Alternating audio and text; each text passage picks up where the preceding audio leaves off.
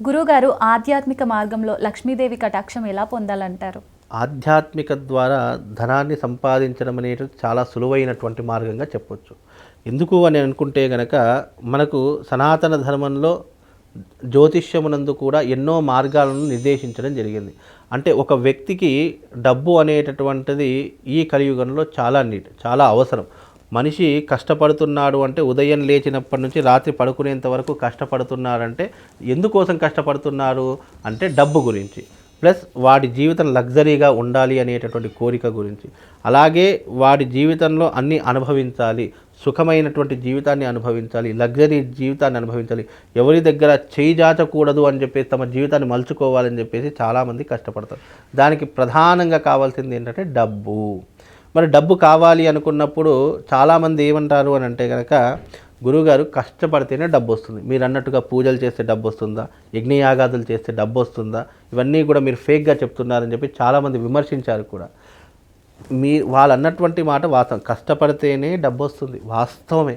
కానీ కష్టపడ్డ ప్రతి ఒక్కరికి డబ్బు రావట్లేదు కదా.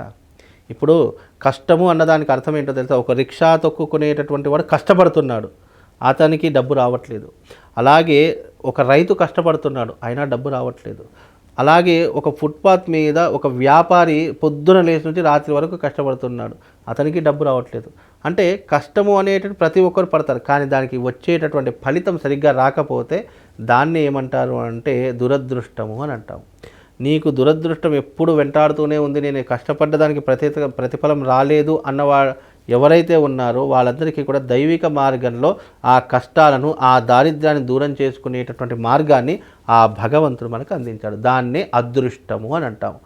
అదృష్టం ఉంటే నువ్వు పోగొట్టుకున్నది తిరిగి తిరిగి ఎక్కడ తిరిగినా మళ్ళీ తిరిగి నీ దగ్గరికి వస్తుంది. దురదృష్టం ఉంటే నువ్వు ఎంత పట్టుకున్నా అది ఎప్పటికైనా చేజారిపోతుంది, దాన్నే దురదృష్టం అంటాం. కాబట్టి ఇక్కడ ఆర్థిక పరంగా నువ్వు స్ట్రాంగ్ కావాలనుకున్నా, నువ్వు సంపాదించింది నువ్వు ఖర్చు పెట్టుకోవాలి, నువ్వు సంపాదించింది నువ్వు వినియోగించుకోవాలి, నువ్వు సంపాదించింది ఎప్పుడైనా లగ్జరీగా అనుభవించాలంటే యోగం ఉండాలి. ఆ యోగం ఎలా వస్తుంది అని అంటే కూడా దైవారాధన వల్ల కలుగుతుంది. దీనికి శాస్త్రం నందు ఒక చిన్న మార్గం చెప్తా. తాంత్రిక విధానంలో తమలపాకుతో చేయవలసినటువంటి విధానం ఒకటి ఉంటుంది. ఎవరికైతే ఆటంకాలు ఉన్నాయి, లేదా ఎవరికైనా బిజినెస్ రన్ అవ్వట్లేదు, లేదా ఎవరికైనా ఆర్థిక పరంగా ఇబ్బందులు ఉన్నాయి, అప్పుల వల్ల మేము చాలా సతమతం అయిపోతున్నాము, అప్పుల వల్ల చాలా ఇబ్బందులు పడుతున్నాము అనేటటువంటి వారికి ఒక చిన్న రెమెడీ చెప్తాను. అది ఏంటి అంటే, ఒక తమలపాకు తీసుకోండి. తమలపాకు తీసుకొని దాని మీద ఒక స్వస్తిక్ గుర్తు వేయండి. స్వస్తిక్ గుర్తు వేసిన తర్వాత దాని కింద ఓం శ్రీం హ్రీం క్లీం శ్రీ మహాలక్ష్మీ నమః అనేటటువంటి మంత్ర బీజాక్షరాన్ని రాయండి. దేంతో రాయాలి? గంధంతో రాయాలి. ఒక వేప పుల్ల కానీ లేదా రావి పుల్ల కానీ తీసుకొని ఆ పుల్లను గంధంలో అద్ది దానితో స్వస్తిక్ గుర్తు వేసి నేను చెప్పినటువంటి బీజాక్షర మూలమంత్రాన్ని రాయండి. రాసిన తర్వాత అది ఒక పళ్ళెంలో పెట్టుకోండి. పెట్టుకున్న తర్వాత దాని మీద శ్రీమాత్రే నమః అనేటటువంటి నామంతో కుంకుమ వేస్తూ ఉండండి. లేదా శ్రీ మహాలక్ష్మీదేవి యొక్క అష్టోత్తరం తీసుకోండి. ప్రకృతి నమః, వికృతి నమః, సర్వభూతైత ప్రదాయిని నమః అనుకుంటూ ఆ లక్ష్మీదేవి యొక్క అష్టోత్తరాలు ఉంటాయి. ఆ అష్టోత్తరం చెప్పుకుంటూ దాని మీద కుంకుమ వేస్తూ ఉండండి.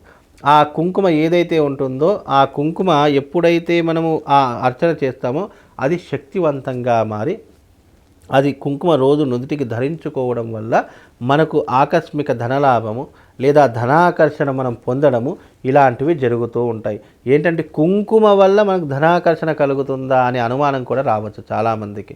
కుంకుమ వల్ల కాదండి, మనం చేసేటటువంటి ఏదైతే మంత్ర జపం ఉంటుందో, ఏదైతే మనం చెప్పేటటువంటి నామాలు శ్రీ మహాలక్ష్మీదేవి అమ్మవారికి ఉంటాయో దాని యొక్క నామం వల్ల మనకు ధనాకర్షణ, ధనాన్ని ఇచ్చేటటువంటి శ్రీ మహాలక్ష్మి, ఆ లక్ష్మీదేవి యొక్క సాధన చేస్తూ చేస్తూ వెళ్తే ఆటోమేటిక్గా మనం ఆ కుంకుమ ఆకర్షణ కుంకుమగా మారి మనకు ధనాన్ని అందింపజేసేలా, లేదా మనం చేసే ఉద్యోగంలో కానీ, వ్యాపారంలో కానీ, లేదా మనం చేసే వృత్తిలో కానీ డబ్బు ఆటోమేటిక్గా జనరేట్ అవుతూ ఉంటుంది.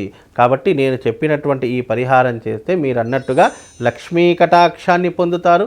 అలాగే డబ్బులు రావడానికి కూడా ఇది మార్గదర్శకంగా నిలుస్తుంది. అప్పులు తీరిపోవడానికి కూడా ఇది ఒక పరిష్కారంగా ప్రతి ఒక్కరికి ఉపయోగపడుతుంది. ఎందుకంటే డబ్బులు ఇన్కమ్ జనరేట్ అయ్యాయి అనుకోండి, ఆటోమేటిక్గా ఈ యొక్క అప్పుల మార్గం కూడా తగ్గిపోతూ వస్తుంది.